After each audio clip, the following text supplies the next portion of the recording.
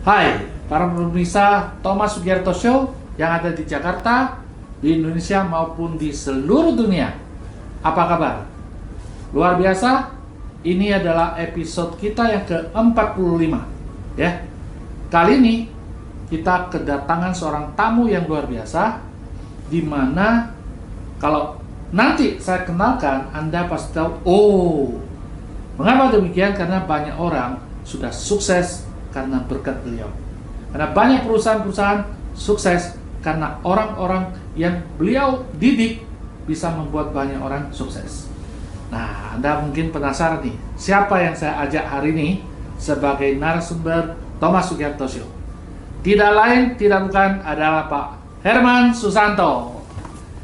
Halo. Beliau adalah Master Franchisee dari Action Coach. Wah, gimana kabarnya Pak? Fantastic, Pak. Fantastic, Yeah. dari nadanya aja udah bergetar ya. Yeah. Pak, belakangan ini sibuk di apa aja nih Pak? Well, Action Coach masih menjadi sesuatu yang saya sangat passion about membantu negara ini untuk lebih sukses. Ya, dan saya juga lagi mendirikan beberapa bisnis lainnya juga. Oh gitu ya Pak ya. Yeah. Pak, ngomong-ngomong, dulu waktu kecil seperti apa sih? Kok bisa punya pemikiran bisa buka Action Coach bawa ke Indonesia ya? Nah, apakah dulu nanti cerita supaya pemirsa tahu latar belakangnya, kelahiran di mana, SD, SMP-nya di mana, kuliahnya di mana, hingga kerja di mana. Oke, silakan Pak. Oke, saya lahir tahun 69, 69. Desember 28, jadi Oh. itu hampir akhir Udah tahun akhir tahun banget. ya? Oke. Ya, kehidupan saya sebenarnya nggak beda dengan banyak anak yang lainnya melalui SD, SMP, SMA, Oh. kuliah dan sebagainya. Nggak tahu ada yang membedakannya nggak, tetapi saya waktu masih kecil sangat curious mengenai bisnis, mengenai uang, mengenai sukses. Gitu ya? Kaya dan sebagainya. Itu apakah ada pengaruh dari background orang tua? Bisa cerita sedikit? Orang tua saya adalah pebisnis, Ya. juga mereka di bidang ekspedisi dan perkapalan. Oh, perkapalan ya? Ya, mereka mengoperate 5-6 kapal laut yang notabene itu mengangkut kargo dari satu pulau di Indonesia ke pulau Indonesia yang lain. Seberapa besar kapalnya kira-kira? Kapalnya itu sekitar 3.000-an, kita namakan deadweight ton, ya itu sekitar 3.000-an panjangnya ya 70-an meter, lebarnya itu sekitar 12-an meter. Oh, Ya. cukup besar ya? Cukup besar ya, untuk besar. antar pulau di Indonesia Antar pulau, ini ya. pada saat itu, ya. Oke. Ya. So, itu bisnisnya orang tua ya? Ya. Bapak Ibu ya? Nah, lalu bagaimana perkembangan waktu SD, SMP, SMA? Apakah sekolah hasilnya bagus sekali atau bagaimana Pak? Wah, itu saya banyak dirotanin, Pak. Hah? Dirotanin? Dirotanin karena banyak merahnya. Oh gitu ya? Banyak merahnya. Oke. Jadi ceritanya SD, SMP di Jakarta atau di mana? SD di Jakarta, SMP sebagian di Jakarta, habis itu saya ke Singapura. Oh, belajar di Ya, Singapura. melanjutkan SMP-nya di Singapura, habis itu melanjutkan SMA-nya di Singapura. Oh, di Singapura juga. 1 tahun, habis Aha. itu ke Amerika. Oh, sekolah di Ya, Amerika. di Los Angeles, satu universitas yang luar biasa, namanya USC, University of Southern California. Oh. Ya, saya belajar banyak mengenai, saya majornya di mechanical engineering. Oke. Ya, pada saat itu saya suka sesuatu yang berhubungan dengan sistem, berhubungan dengan suatu mechanical things. Ya. Oke. Ya. Lalu, apakah setelah lulus kerja di sana atau bagaimana? Saya mengharapkan saya bisa kerja dulu dan kerja di sana, ya, karena saya melihat bahwa the idea of the picture of yang namanya bisnis itu tidak bagus. Itu membuat orang pecah belah, membuat banyak gaduh, ya. Bisnis itu susah, ya. Jadinya saya lihat bahwa picture-nya itu tidak bagus, maka itu saya pikir maunya sih cari kerjaan. Mungkin kerjaan itu lebih bagus daripada untuk gitu. memiliki bisnis sendiri. Jadi Bapak tadinya punya persepsi bahwa kalau orang punya bisnis itu justru ada sesuatu yang nggak beres ya, Iya. pusing gitu lah ya Iya. mau musiknya. Jadi tadinya kepikir mau kerja gitu Iya. ya, tapi akhirnya jadi kerja atau tidak? Tidak jadi. Jadi setelah wisuda di Amerika itu hari keesokannya saya langsung balik. Nah, kenapa balik ke Indonesia? Ya itu karena saya merasa terpanggil ya bahwa orang tua saya sudah menyekolahkan saya sampai di Amerika sampai saya bisa lulus ya. Oke. Jadi saya tugasnya saya sekarang balik untuk membantu orang tua yang pada saat itu usahanya sangat terpuruk. Oh, ya. jadi pada masa Bapak udah selesai, bisnis lagi terpuruk orang tua Iya, ya? iya. Oke. Ya, dan saya tahu penyebabnya kenapa bisnis itu terpuruk. Oh. Jadi maka itu saya Cepat-cepat pulang. Cepat-cepat pulang. Oke. Iya. Nah, waktu Bapak pulang, apakah bisnis langsung bagus atau bagaimana? Saya mengharapkan bahwa ibu saya juga mengharapkan bahwa anak saya ini udah disekolahin mahal-mahal, mungkin pinter-pinter di Amerika untuk membantu perusahaan keluarga, tetapi gitu. kenyataannya tidak seperti apa yang dia harapkan atau dia bayangin. Awalnya gitu ya? Ya, saya juga mengharapkan bahwa saya sudah mencicipi edukasi selama 20-an tahun. Saya pikir bisnis apapun saya bisa menangani, tetapi gitu ya? pas saya menangani usaha yang notabene itu masih usaha kecil ya, aja masih nggak becus ibaratnya gitu. Jadi saya gitu ya? dapat banyak marahan dari orang tua juga. Waktu nggak pulang becus, ya? iya. Waktu pulang. Iya. So, pada masa itu ibaratnya perusahaan keluarga ada problem, pulang, malah situasi kurang bagus gitu ya? Saya membantu membuat itu kurang bagus gitu menjadi ya? lebih kurang bagus lagi. Lalu di mana Iya. turning point-nya Pak? Waktu turning point putar baliknya itu saat apa? Turning point-nya adalah waktu akhirnya saya mempunyai suatu visi di mana kayaknya kita nggak bisa deh cara operasi kita begini-begini terus, jadinya kita ganti strategi. Ganti Ya, strategi. ganti strategi. Ganti strategi seperti apa? Ya, jadi strateginya itu adalah bagaimana kalau kita melebarkan trading area dari kapal itu. Ya, selama orang tua saya pegang itu trading areanya kan di seluruh Indonesia. Oke. Tetapi kita melebarkan itu sampai ke ASEAN. Ya. Jadi ide Bapak adalah tidak hanya andalkan market di Indonesia tapi melebar ke ASEAN gitu ya. Benar. Nah, tujuan utamanya apa, Pak? Tujuannya uang karena pada saat itu kan perusahaan lagi dilanda dengan hutang yang sangat besar. Gitu. Ya, pada saat itu. Pada saat itu. Iya. Nah, itu kira-kira di tahun berapa? Tahun 92 waktu saya 92, lulus. Bapak ya. lulus. Iya. Lalu yang pelebarannya itu tahun berapa? Sekitar 94. 94 ya? Iya. Nah, ini kan mendekat ke 99 697, itu kan krisis ekonomi. Situasi itu bagaimana? Apakah Bapak mengikuti arus yang akhirnya jatuh atau justru meningkat? Iya, pada saat itu nggak ada yang expected mengenai Krismon itu. Ya, bahkan itu banyak konglomerat pun yang jatuh pada saat itu. Ya. I wish saya tahu lebih awal. Karena itu adalah zaman yang paling bagus. Justru zaman paling bagus. Zaman yang paling bagus. Kenapa untuk bisa kita. demikian, Pak? Iya, karena ingat gak bahwa tadi saya bilang bahwa awalnya kita trading areanya itu Indonesia, yang notabene kita sebenarnya income-nya itu dalam bentuk rupiah. Nah, setelah kita ekspansi trading areanya ke ASEAN, itu kita mendapatkan freight-nya itu dalam bentuk dolar. Nah, ingat gak pada saat waktu kita Krismon itu Indonesian rupiah itu bahkan jatuh 70% dibanding US dollars. Ya, Singapura dollar juga meskipun mereka agak kuat tapi mereka juga jatuh 30%-an lebih ya. So, waktu itu Bapak kendalikan bisnis itu tetap di Jakarta atau di daerah mana? Saya kebanyakan waktu itu mengendalikan perusahaan ini dari Singapura. Di Singapura. Singapura. Karena Kenapa kita di Singapura? karena kan kita melebarkan trading areanya ini sampai ke ASEAN. Jadi waktu itu Singapura lebih ke negara maritim yang lebih kredibel untuk menjadi pusat untuk mengatur semua gitu ini. ya.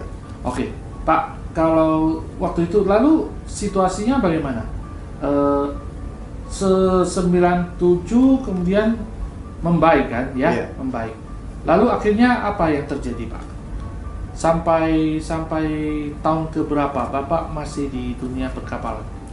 Tahun 97 apa yang terjadi adalah kita bisa membayar hutang-hutang. Oh, hutang-hutang Ya, bisa plus dibayar. bunga-bunga yang cukup tinggi pada saat itu.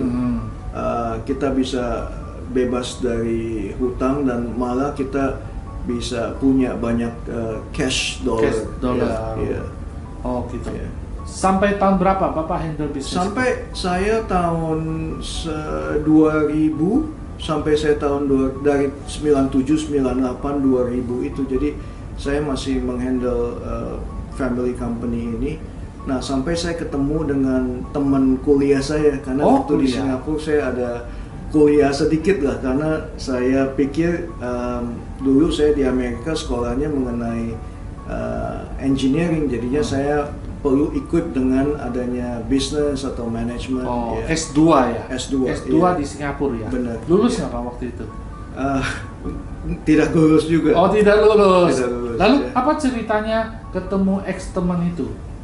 Apa pengaruh yang bisa merubah masa depan itu di mananya, Pak? Iya. Mungkin itu tujuan dari Tuhan yang di atas ya, di mana sebenarnya kita udah nggak kontak waktu itu kan, nggak ada yang namanya Facebook, Instagram dan sebagainya, jadi nggak kontak. Tiba-tiba bisa ketemu di jalan dan itulah mulai saya mengenal mengenai terminologi business coach dan apa yang dia lakukan. Ya. Oh, jadi teman Bapak yang itu adalah sudah waktu itu ya, sudah masuk ke dunia coach ya? Benar. Apakah langsung Bapak bisa terima dengan ide coaching? Karena coaching ini kan baru belakangan orang tahu kan ya? Yeah. Pada masa itu apakah Bapak langsung ketemu langsung oke atau ada sesuatu yang lain? Waktu itu triggernya apa? Iya, dalam waktu itu saya belum paham dengan terminologi business coach karena yang saya pernah dengar trainer, speaker, motivator, ya. Tapi saya belum pernah dengar yang namanya business coach. Ya. Business coach. Saya coach itu mungkin lebih waktu itu pemikiran ke athletes. Jadinya kok di dunia bisnis kok bisa ada coach juga ya? Gitu. Waktu itu saya masih belum paham banget ya. Nah, triggernya apa? Apakah ada satu seminar atau game atau apa yang membuat Bapak menjadi ini memang sesuatu yang luar biasa merubah mindset gitu? Iya, saya nggak tahu juga gimana teman saya ini mengajak saya untuk bermain sebuah game. Iya, jadi saya juga nggak tahu apa hubungannya game ini dengan business coach ini gitu. Jadi dia ini mengajak saya main game ini. Ya. Seperti apa game yang seperti apa, Pak? Awalnya sih dia bilang seperti Monopoly, Pak. Semua Monopoly. Emangnya Bapak ada waktu main Monopoly kayak gitu? Waktu itu? Iya, saya juga bingung. Saya bilang gamenya seperti apa? Dia bilang kamu tahu Monopoly nggak? Saya bilang ya saya tahu. Cuman saya sejak umur 10 tahun udah nggak menyentuh game yang namanya Monopoly. Udah mainnya gamenya mungkin game Atari atau apa pada saat itu. Iya. Jadi udah nggak menyentuh itu. Terus dengan begitu sibuk-sibuknya kita disuruh main lagi Monopoly game, bisa bayangin begitu anehnya, sebelnya gitu. Lagi sibuk suruh main Monopoly game lagi yang udah kita tinggalkan berapa tahun. Tapi akhirnya main atau tidak? Akhirnya karena persistensinya dia dan saya jadi makin curious, saya ikut main juga sih. Ikut main juga. Setelah main, apa yang terjadi? Itulah yang merubah banyak hal, Pak. Oh gitu? Iya. Satu permainan itu bisa merubah? Satu permainan game itu dalam 2 jam. Akhirnya saya yang tegur dia. Saya tegur dia, saya bilang, "Hei, kamu teman saya, kok kenapa nggak kasih tahu saya mengenai game yang luar biasa ini?" Gitu. Iya. Terus dia balik tanya ke saya, kenapa kamu bisa bilang begitu? Padahal saya membutuhkan 2 bulan untuk mengajak kamu datang main game ini. Oh gini, I see. So setelah main game itu apa yang terjadi, Pak? Setelah terjadi satu pencerahan, apa yang terjadi? Ya, saya melihat dari game ini sebenarnya bisa mengurangi 2 tahun dari kesalahan di bisnis apapun juga. Oh gitu. Iya. Jadi kalau orang bermain game ini selama 2 jam ini, sebenarnya orang itu bisa mengurangi any business mistakes yang dia lalui di bisnis apapun selama 2 tahun. Kira-kira kurang lebih iya. Ini keluaran dari mana, Pak? Hasil dari keluaran mana? Ini adalah hasil dari salah satu toolsnya Action Coach. Oh, yang di waktu itu ya? Iya. So ini ceritanya adalah cikal mulanya Bapak kenal sama Action Coach adalah di situ. Melalui game ini. Melalui game ini. Iya. Nah, kan Bapak masih kerja. Apakah waktu itu mulai Action Coach dalam kondisi kerja atau Bapak bagaimana? Iya, pada saat itu memang saya masih Kerja, bekerja ya? di perusahaan keluarga ini. Iya. Lalu Bapak bawa ke Indonesia tahun berapa, Pak?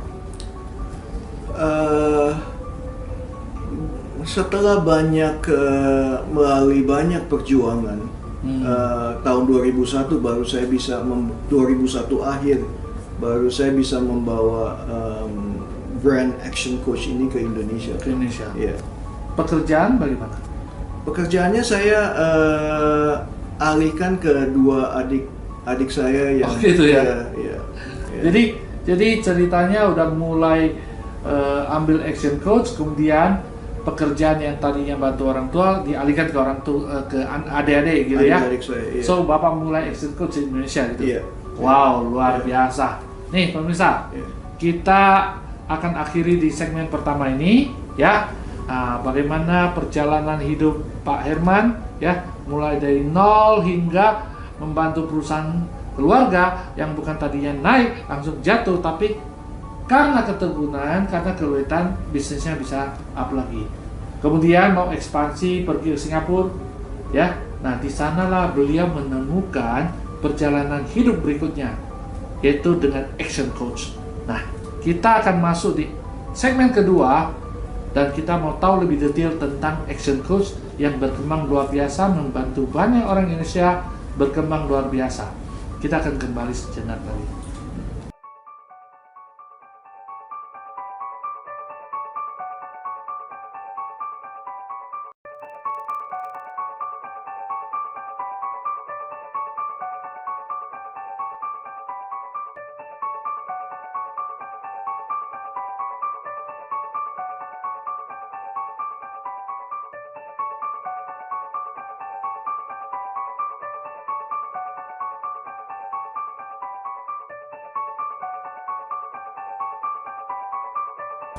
Nah, pemirsa, kita masuk ke segmen kedua ya. Ini segmen tentang bagaimana sih Pak Herman bersama Action Coach bisa berkembang di Indonesia.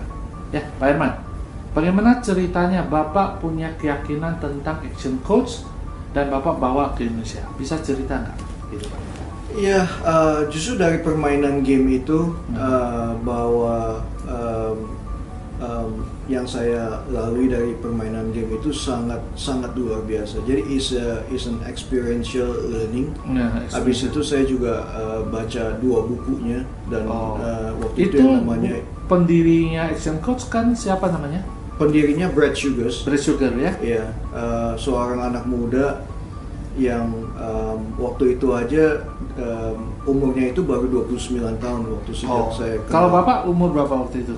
31 tahun. Oh, 31 tahun berguru sama yang 29 gitu ya. 29 tahun. Oke, Iya. itu butuh satu proses yang nggak gampang gitu ya. Iya. Lalu Bapak kenapa bisa yakin bahwa itu bagus gitu? Ya karena mungkin pengalaman saya pengalaman saya dan saya bermain game itu, terus saya membaca bukunya. Jadi dari game itu aja saya kasih rating mungkin 11 dari 10 gitu. 11 dari 10 ya. Jadi lebih dari itu. Terus saya membaca bukunya juga 10 per 10 ya. Gitu. Jadi 2 buku dan saya meresearch lagi pada saat itu dan semuanya itu saya ratingnya itu bagus gitu bagus ya? sekali ya. Yakin ya, dengan saya orangnya sangat ya? yakin. Ya. So waktu masuk ke Indonesia ya, waktu masuk ke Indonesia, bagaimana jalannya perjalanan bisnisnya dan tahun berapa itu? Itu tahun 2001 akhir. Oke. Iya, jadi saya 2001 akhir mempersiapkan untuk 2002 awal. Oke.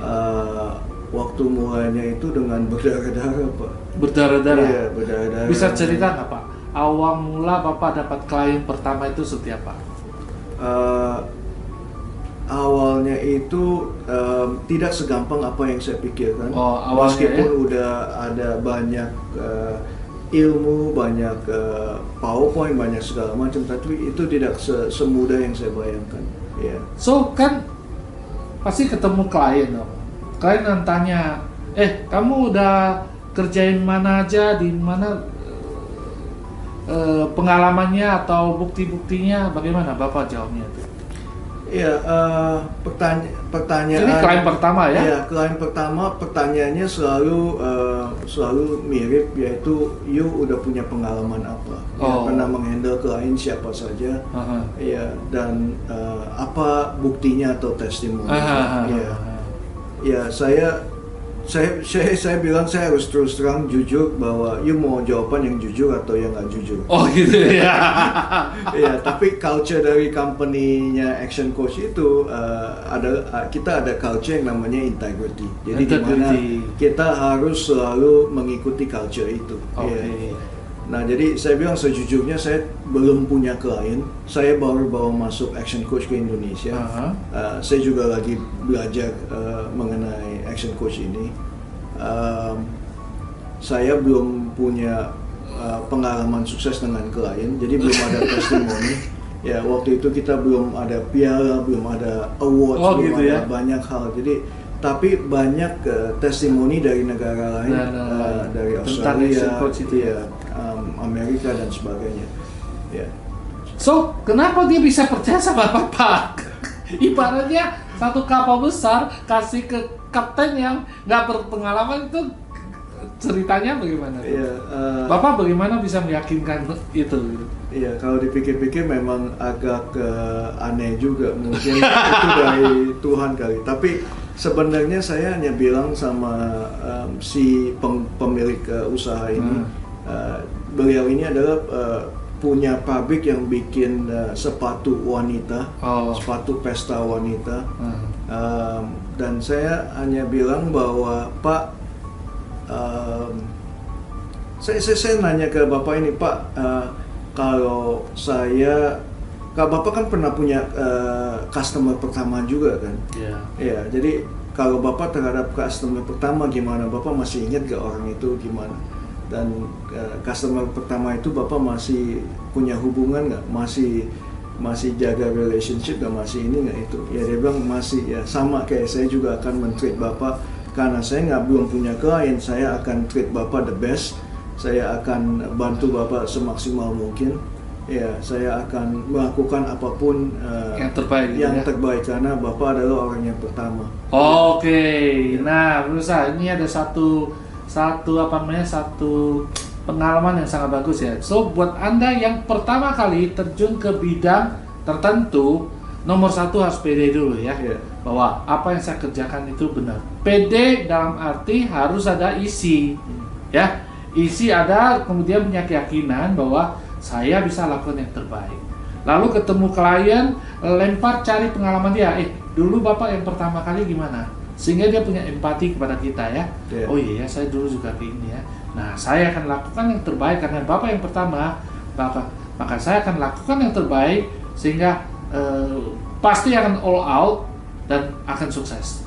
Nah, keyakinan itu yang transfer auranya, frekuensinya kepada klien ya, dan bisa sukses. So, bagi Anda siapapun, pengalaman pertama ini sangat penting dan itu akan dikenang seumur hidup. Nah, ya kembali lagi Pak. So, mungkin bisa nggak cerita sedikit? Mungkin hari ini pun banyak orang belum tahu persis yang namanya coaching, training, mentoring. Apa bedanya itu Pak? Iya, coaching itu dari kata coach. Coach itu kalau di Indonesia kan artinya pelatih. Ya, jadi pelatih melakukan pelatihan atau coach itu melakukan coaching. Ya, tapi di action coach kita tidak melakukan pelatihan. Ya, kita ada melakukan mungkin hanya 10-20% pelatihan. Yang kita 80-90% lakukan adalah yang namanya pendampingan. Pendampingan, ya. Oke. Ya, karena pelatihan itu masih diibaratkan dengan pengajaran. Pengajaran memberikan ilmu informasi. Ya. Tapi untuk si klien atau atlet sukses ini dia butuh seorang pendampingan. Ya, dimana apa yang dia pelajari itu harus diimplementasikan supaya bisa menjadi hasil. Nah, so apa keunggulan dari action coach dibandingkan sama yang lain, Pak? Ya, action coach itu sejak 24 tahun yang lalu itu Brad juga sudah mendirikan action coach ini untuk dengan in mind membantu para pemilik bisnis. Ya, jadi Brad juga itu sudah mempunyai sistem-sistem yang digunakan sekarang di 70 negara yang proven. Jadi bukan sistem ini aja yang negara ya, terbukti. Ya, bukan sistem ini aja yang terbukti di Indonesia atau di Singapura atau di mana, tetapi di 70 negara. Berarti sistem ini adalah sistem yang proven.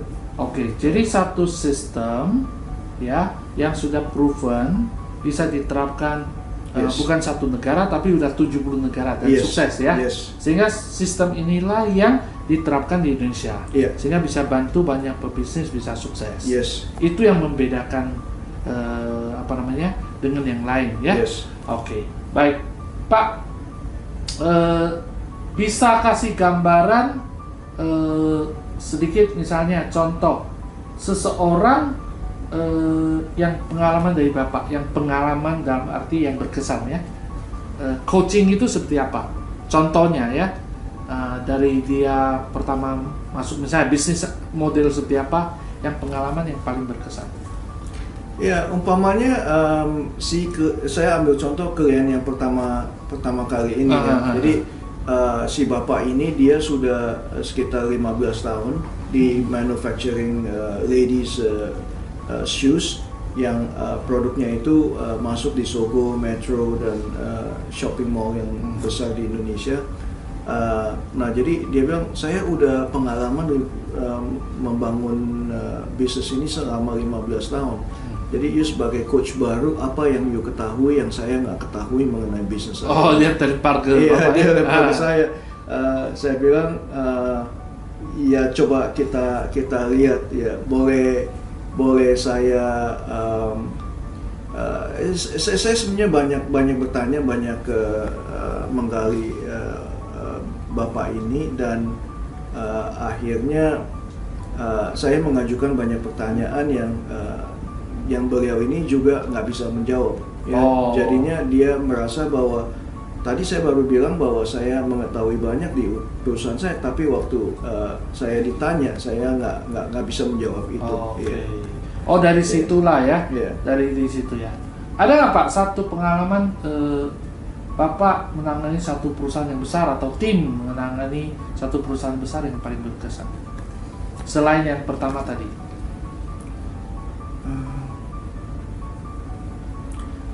Banyak sih Pak, banyak. Tim saya pernah membawa satu perusahaan sampai dia bisa TBK. TBK ya. Ada tim yang mungkin dari segi bisnisnya nggak begitu besar, tetapi ada suami istri yang sebenarnya mau cerai, jadi karena urusan bisnis, karena bisnisnya terselamatkan, jadi mereka juga jadinya baik kembali. Berarti dalam konteks ini bukan cuma bisnis sukses, tapi juga bisa membuat satu hubungan antara suami istri jadi baik kembali gitu ya. Wow, luar biasa. Pak, selain saat ini ada berapa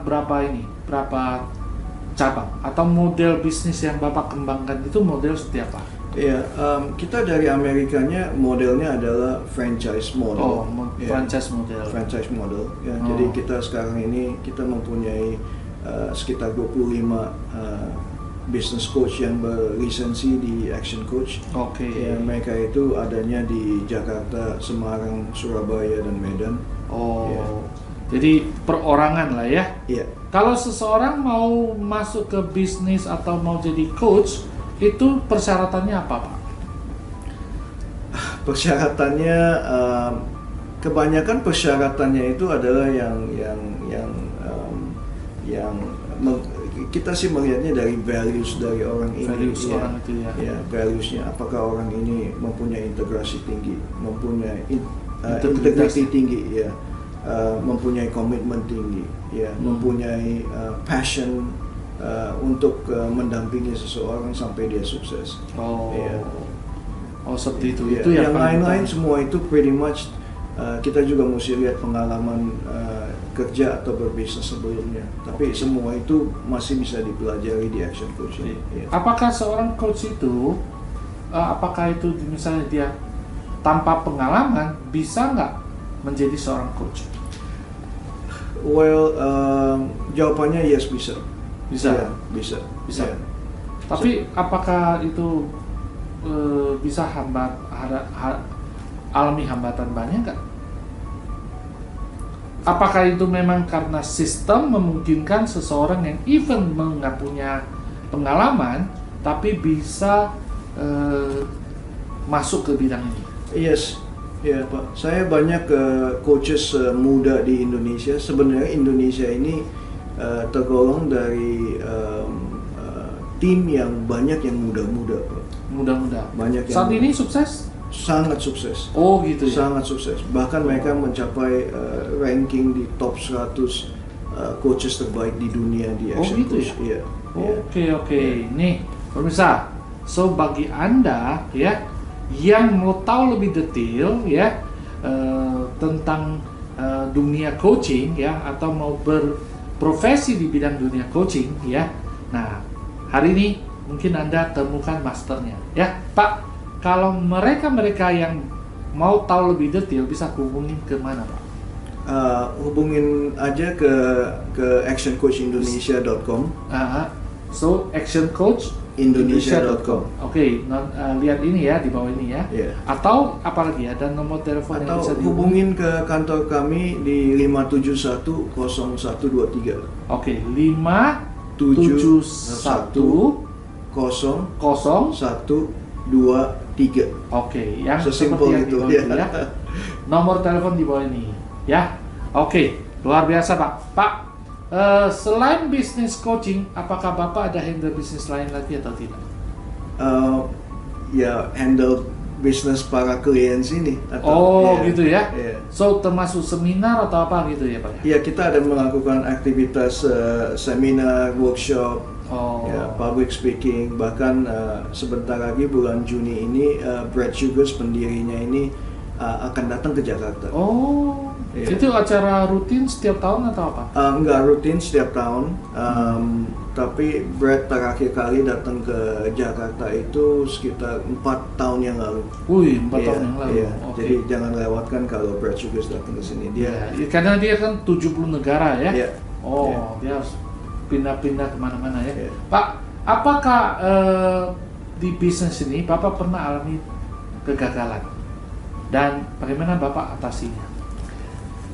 Wow, ini pertanyaan yang menarik banget karena saya rasa kita mengoperasikan bisnis itu seperti layaknya pengusaha lain juga mengalami banyak tantangan dan kegagalan juga Pak. Ya, cuman kita selalu melihat kegagalan itu sebagai opportunity dan selalu melakonin aja, jadi selalu gitu menghadapi aja, jangan. Salah satu contoh ada seperti apa? Banyak ada yang coach saya juga keluar membuat perusahaan yang sama, membuat perusahaan yang sejenis. Ya.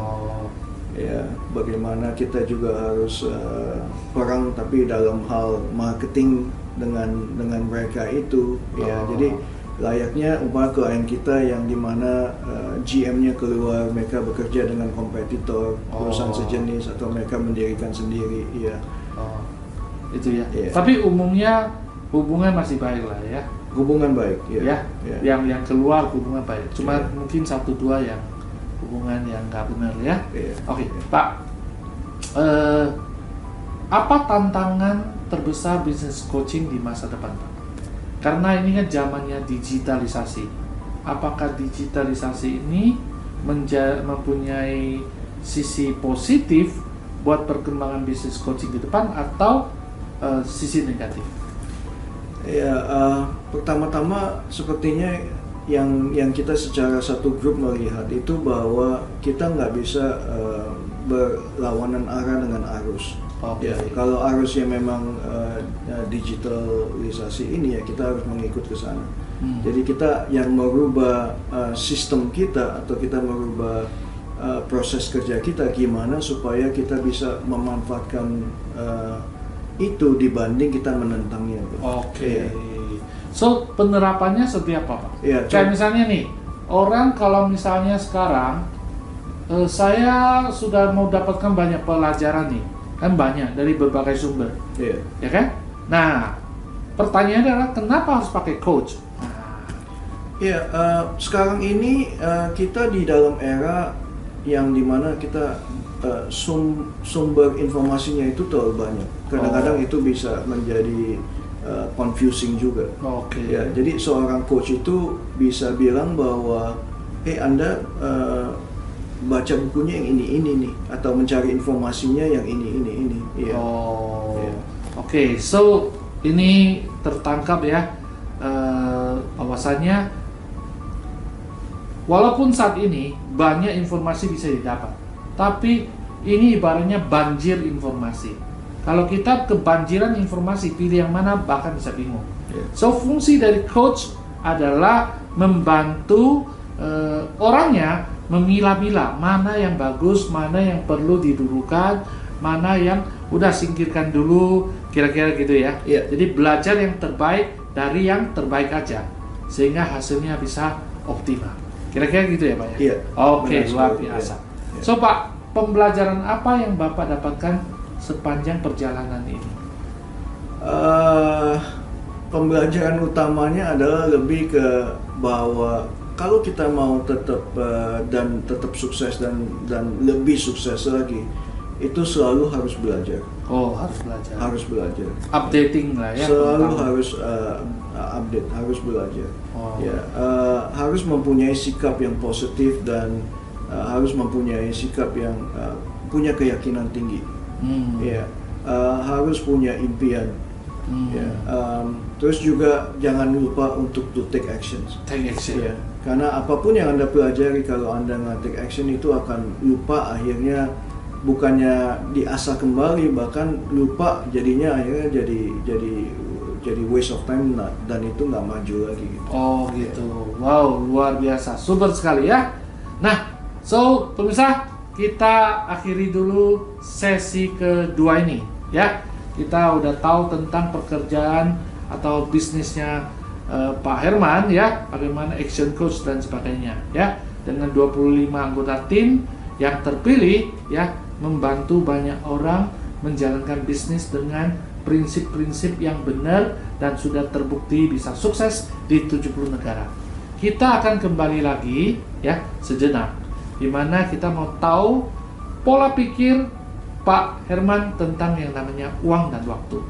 Konon ceritanya ya, tadi di backstage ya, bahwa Pak Herman waktu kerja ada duit, tapi waktu nggak ada. Nah, sekarang setelah sukses di Action Coach ya, nah bagaimana beliau memandang uang dan waktu. Kita akan kembali lagi sejenak.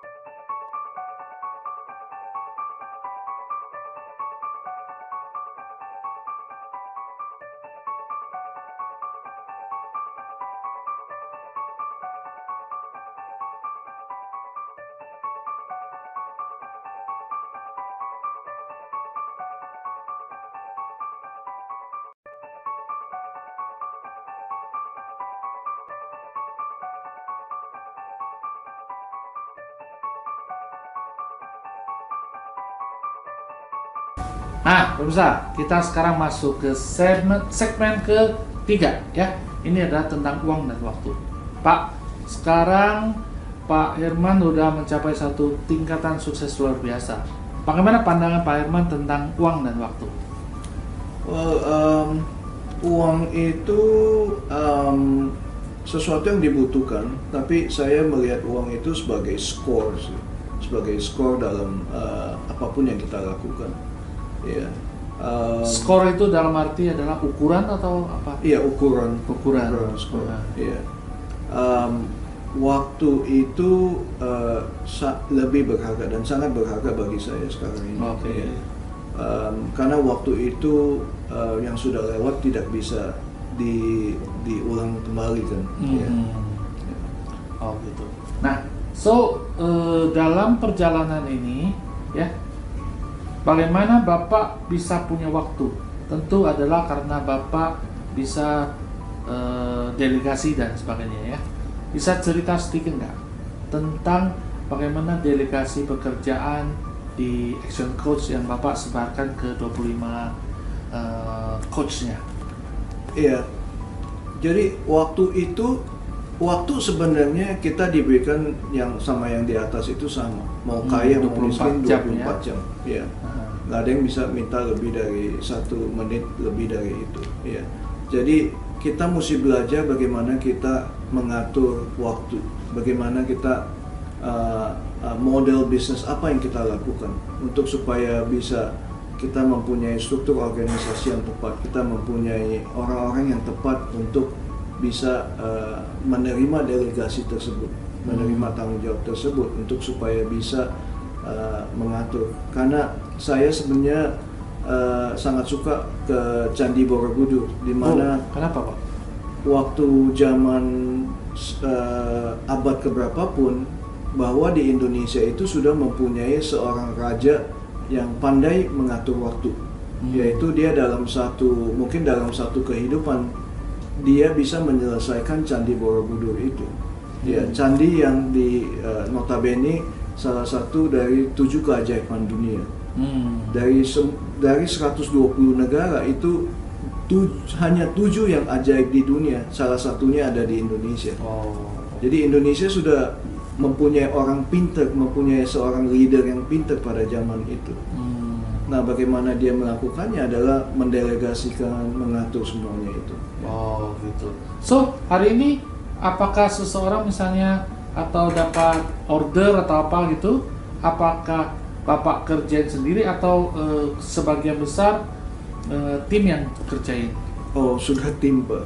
Tim ya? Iya, 90% itu sudah, 95% itu sudah dilakukan by team and by system. By system gitu. Iya. Bapak sendiri ada handle coaching lagi?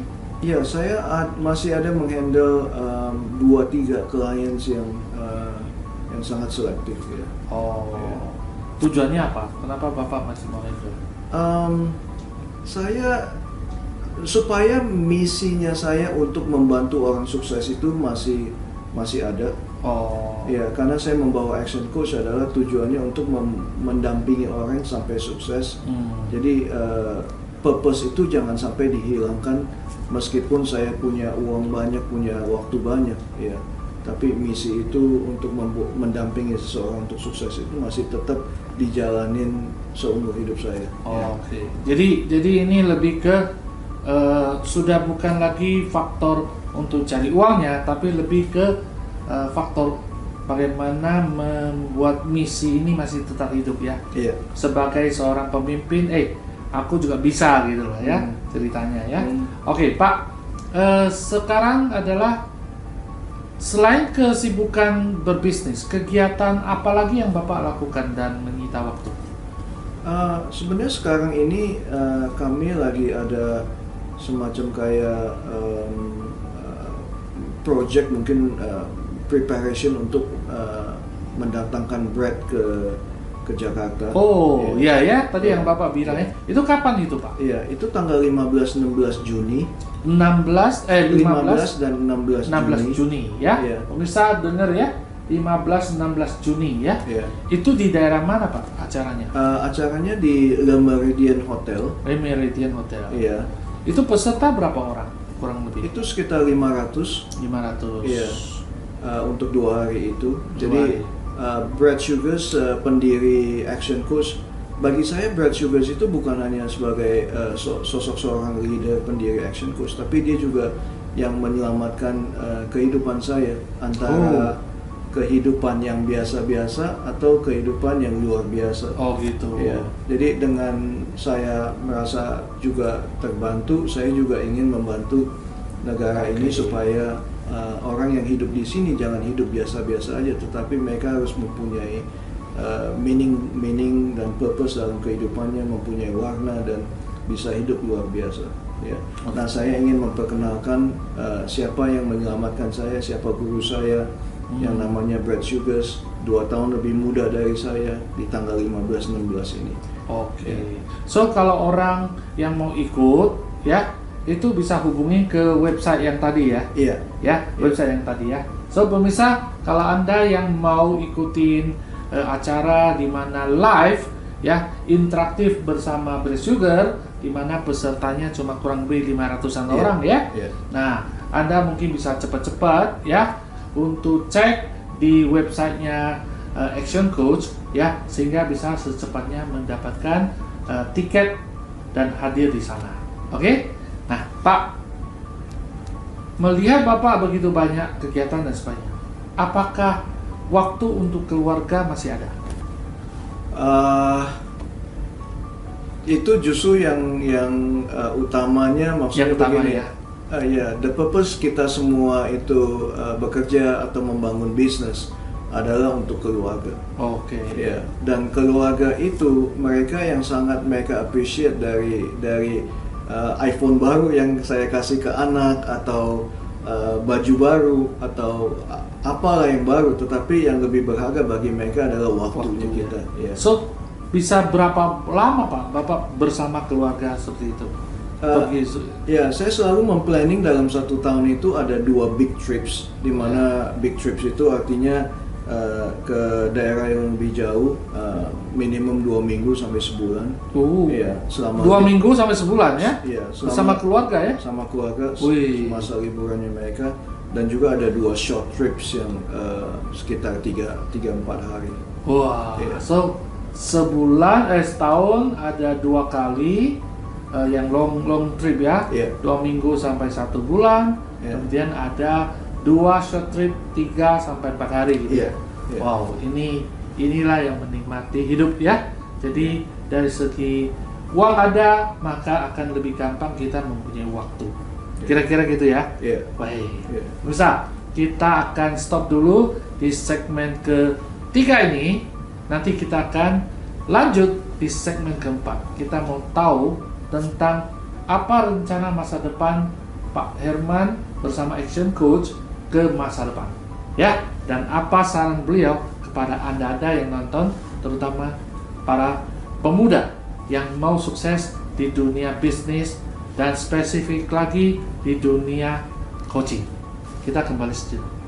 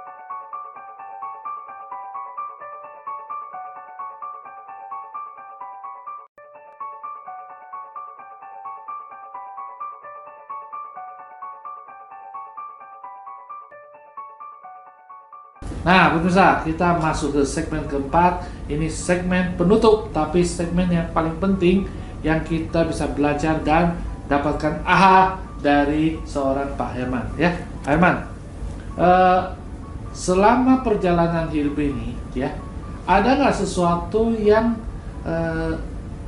Herman banget gitu, sesuatu yang menyangkut ke ciri khas dari seorang Pak Herman? Oh, banyak orang yang bilang belakangan ini adalah saya lagi di mana. Iya. Saya cari juga susah itu ya.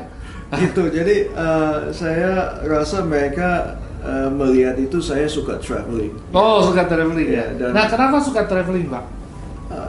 sebenarnya traveling itu sangat yang harus dilakukan banyak orang, di mana itu bukan hanya untuk refresh, untuk bonding dengan keluarga, tapi juga untuk menambah wawasan, ya, untuk melihat dunia lain begitu indahnya, begitu negara yang sudah maju maupun negara yang terbelakang. Jadi Anda bisa juga melihat, bisa belajar banyak, bisa melihat banyaknya opportunity yang Indonesia ini juga butuhkan, atau Indonesia ini juga akan sampai ke sana satu hari ini. Itu mempengaruhi cara berpikir nggak, Pak? Pasti. Cara berinteraksi sama orang gitu. Pasti. Oke. Yeah. So saat ini Bapak udah pergi ke berapa negara, Pak? Well, sudah semua benua kecuali benua Afrika. Oke. Yeah. Bisa sampai 30 sampai 50 negara? Sekitar itu. Oh. Sekitar itu. Yeah. Bayangin ya teman-teman ya, 30 sampai 50 negara. Wih, sudah nggak kehitung. Ya gimana nggak sebanyak itu, bisa liburan 1 bulan ya. Yeah. Nah, liburan 1 bulan pasti bisa ini. Pak, ini ada sesuatu yang saya mau tanyakan adalah sesuatu yang selama pekerjaan, selama karir bisnis, ada nggak sesuatu yang lucu dan tidak banyak orang tahu yang dialami oleh Pak Herman? Wah, ini saya harus buka kartu saya dong. Tapi kartu masa lalu menjadi sesuatu kenangan indah buat yang lain. Iya, Apalagi sesuatu yang bisa membuat orang lain juga terinspirasi dan lakukan, gitu kan? Ya mungkin nggak apa-apa kali, karena itu saya udah melewati itu. Jadi ya, boleh aja dibuka. Oh, saya sih masih ingat banget tuh waktu pertama kali saya membawakan seminarnya Action Coach, ya, karena saya latar belakangnya bukan trainer, bukan public speaker, ya saya sangat canggung di panggung itu, ya, sangat pemalu sebenarnya. Saya orangnya sangat pemalu. Nah, jadi bagaimana saya membawakan seminar pertama itu adalah yang paling memorable, karena saya rasa itu orang udah mau timpuk saya dengan apapun yang ada di meja. Oh gitu ya. Gitu ya. Yeah. Oh, sedemikian luar biasanya gitu. Yeah. Oh ya. Yeah. Oh, tapi ini saat ini kan udah nggak ada satu drama soal itu kan? Iya, saya udah melewati itu dan I enjoy it sekarang. Ya. Anytime saya di depan panggung, I'm good. I love it. Oke. So ini satu pelajaran buat semua teman. Ini adalah bagian dari perjalanan, ya. Jadi memang selalu ada pertamanya. Artinya kita mau nggak mau harus lakukan, sehingga itu menjadi sesuatu yang bukan menakutkan, tapi justru menjadi sesuatu yang menyenangkan, ya. Iya. Hari ini naik panggung mau suruh turun-turun nggak mau lagi ya Pak ya? Iya. Jadi apa? Waktu kok sedikit ya, sejam 2 jam waktu kok sedikit ya. Benar. Luar biasa ini ya. Pak, apa rencana Bapak 5-10 tahun ke depan? Misalnya di Action Coach-nya dan sebagainya. Iya, 5-10 tahun ke depan tetap saya akan visinya lebih bagaimana mensukseskan banyak orang Indonesia, banyak pengusaha Indonesia, banyak entrepreneur di Indonesia. Sebenarnya visinya saya adalah membuat Indonesia itu menjadi salah satu macan Asia. Ya, kenapa China bisa, kenapa Indonesia nggak bisa? Padahal tadi saya bilang bahwa di abad keberapa itu udah ada raja yang bisa membangun salah satu keajaiban dunia seperti kayak di China sana ada tembok raksasanya, kita ada candi Borobudur-nya. Jadi kenapa kita juga nggak jadi macan Asia? Itu yang, dan saya melihat begitu banyak atlet yang sukses itu selalu didampingi oleh coach yang sukses juga. Jadi akan banyak di Indonesia pebisnis yang sukses yang mereka itu juga membutuhkan atau juga ada coach yang sukses di belakangnya itu. Ya.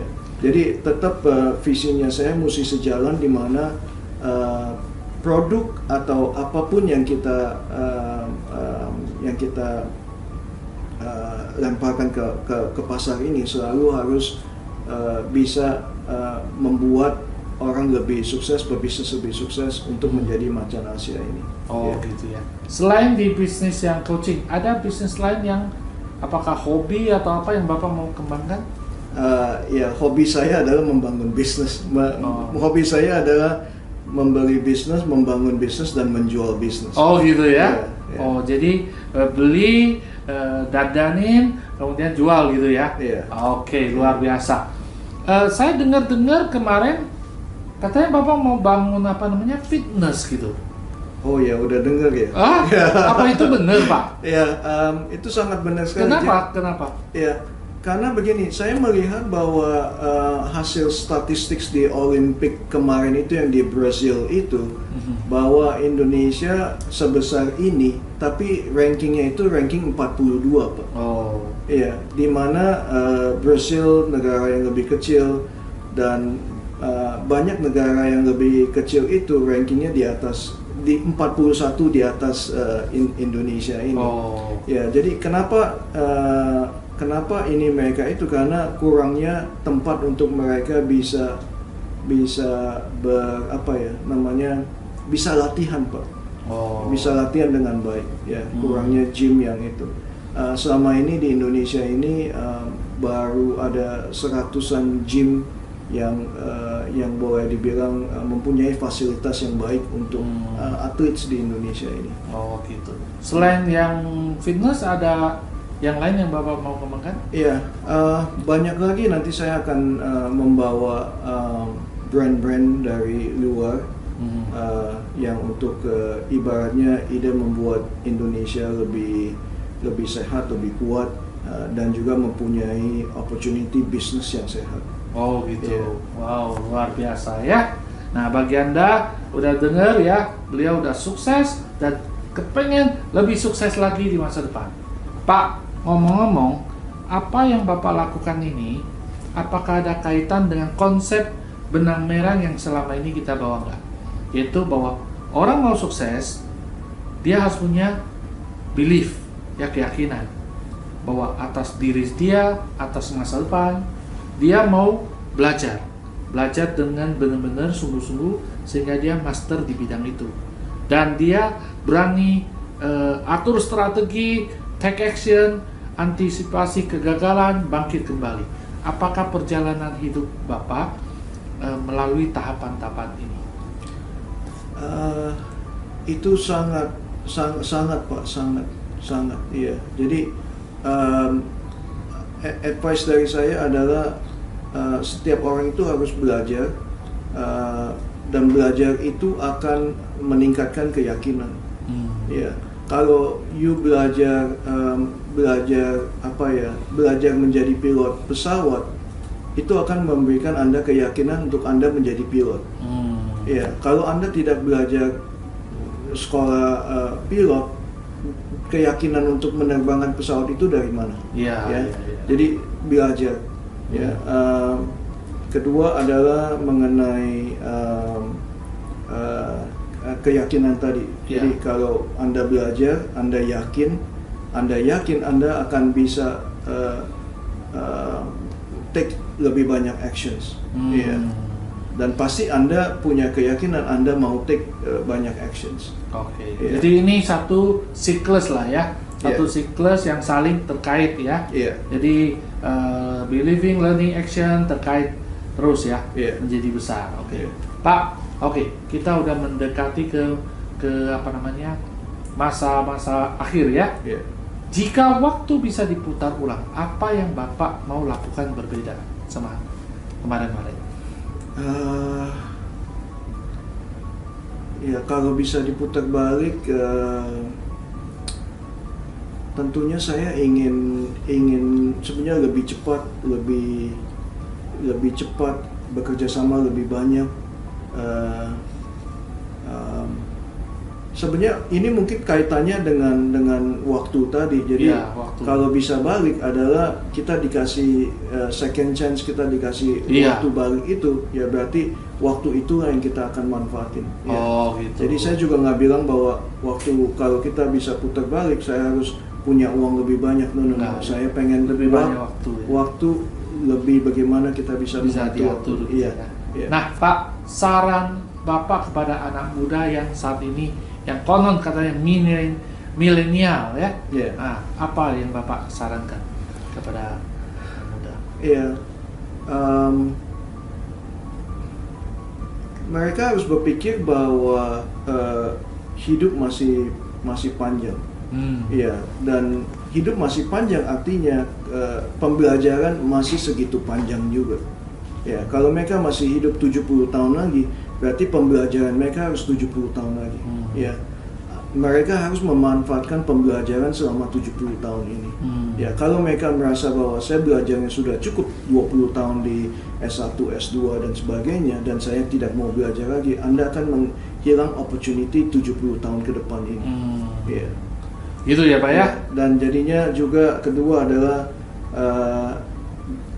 jangan terlalu berhitungan karena ya numbers itu hanya it's just a numbers, tapi mereka harus maksudnya berhitungan itu seperti apa Pak? Ya, jadi jangan hitung banyak sekarang yang hitung-hitungan antara saya waktunya sekian, gaji saya dapat berapa, seperti itu ya. Iya. Jadi jadi yang bisa saya tangkap dari beliau adalah Pak, masa-masa ini ya, kalau kita mau sukses karena persaingan yang demikian ketatnya, maka kuncinya adalah belajar harus sebelum itu. Oke? Kemudian yang kedua adalah ketika kita kerjakan sesuatu, jangan hitung-hitungan. Ya, jangan saya dibayar berapa baru kerja. Tapi kerjakan dulu, ya. Nanti hasil akan datang. Nah, proses ini namanya apa? Saya belajar, dapat bayaran.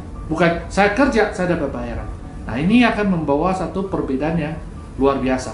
Yeah. So, teman-teman, dimanapun Anda berada, ya, jangan berpikir bahwa saya bekerja dapat bayaran. Tapi adalah saya belajar, dibayar pula.